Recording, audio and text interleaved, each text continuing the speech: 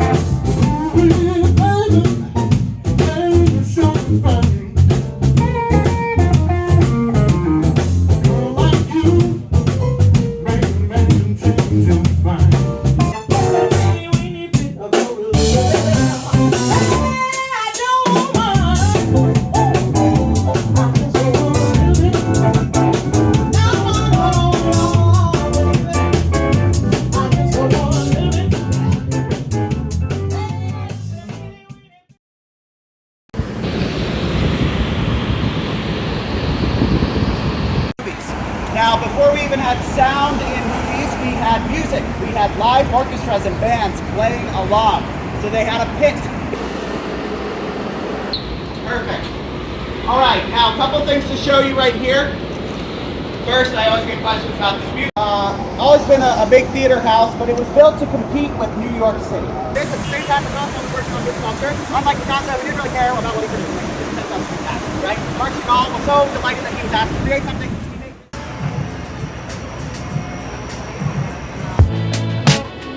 Let me know how you want.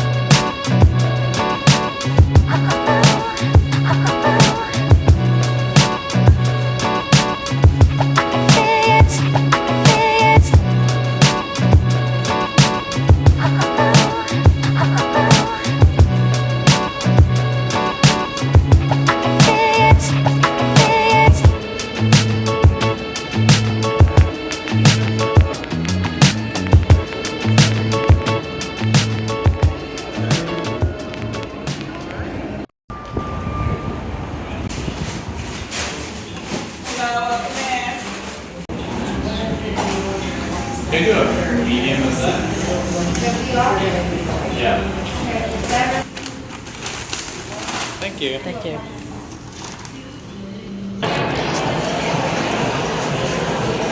Cheap though, isn't it?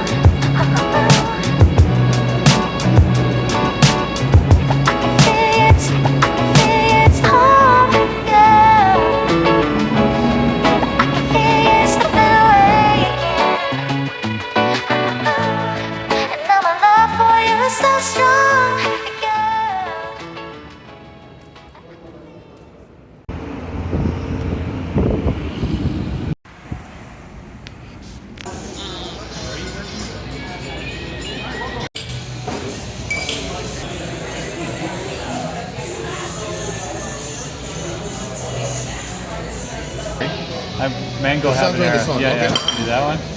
The black rose, is that the only stout basically, or are those two? Yeah. One, eh? Yeah, it was a nice one. Okay. Yeah.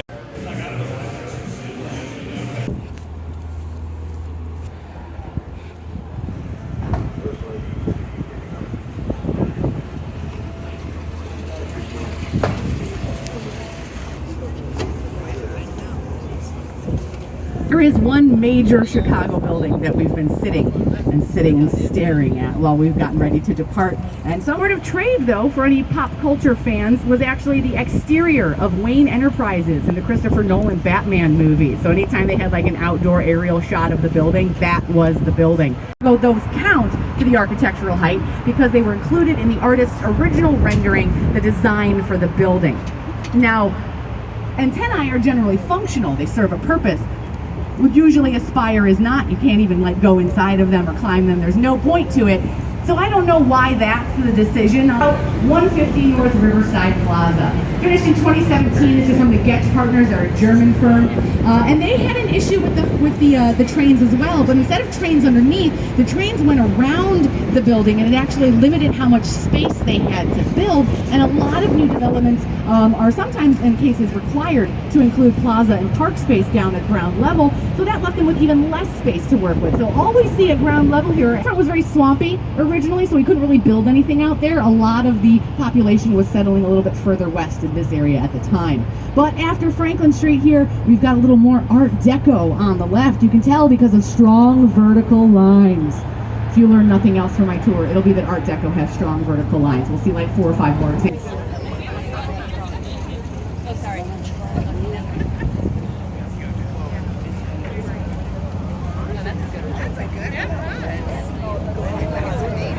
Is brilliant, and probably my favorite architect working right now. This design isn't using any actual curved glass. They just set the floors a few inches smaller, a few inches bigger to get that wave. Every single pane of glass on that is completely straight. Really brilliant idea, brilliant design. It is one whole tower, not 3. Granite that is on the building's facade today at the cost of $1 million per floor. 82 stories, 82 million. That is twice what it cost to build in the first place. So the more to go underneath this bridge on a number of occasions. And when I say lift bridge, that means that it lifts straight up in the air, a little bit like when we go under them. It's actually super efficient too, this style of bridge. You only need about 100 horsepower to operate the engine to pull the counterweight down.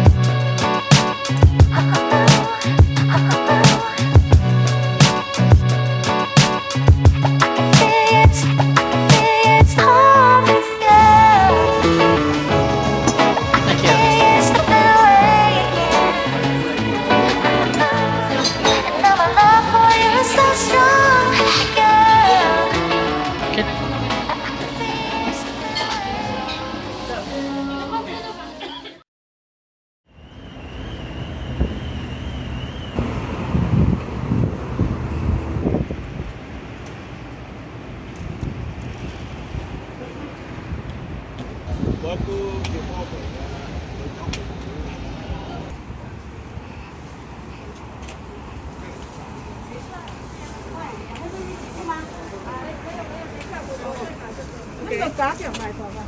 那你听好听呢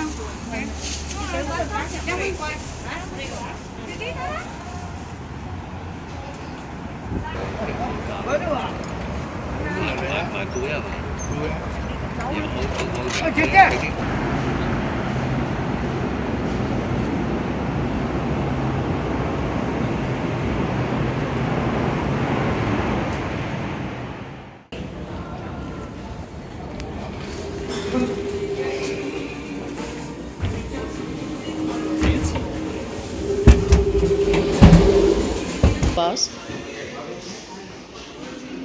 Thank you. That's what I have.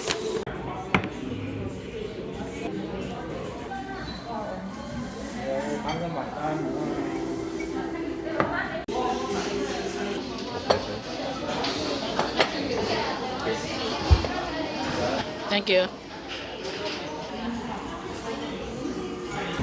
So basically, once they cross the state's border, they're free. A live performance establishment. It was a movie theater when it was built, which I'm sure you can believe by looking at this. It's from the year 1914. John Dillinger up here on the wall, and if you're wondering where his mustache is, it's here. This is also John Dillinger. This is after the plastic surgery. Oftentimes, the blues and the jazz put up the Tin Man. Many years ago, his name was John Kearney. He left off the heart, and it was the children of Lincoln Park.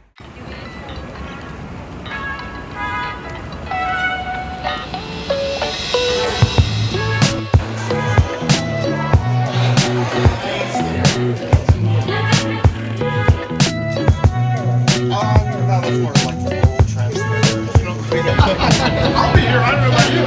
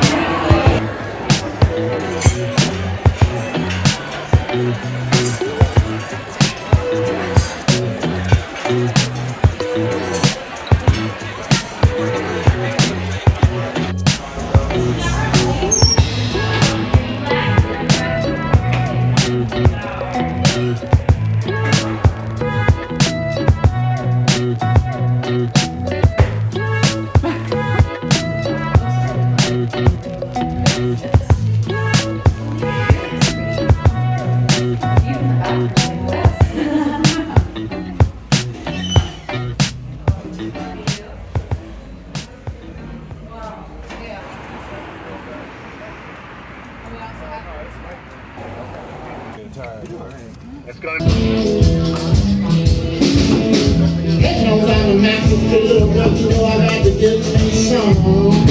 So the main band. Put your hands together for Joanna Connor and the Wrecking Crew!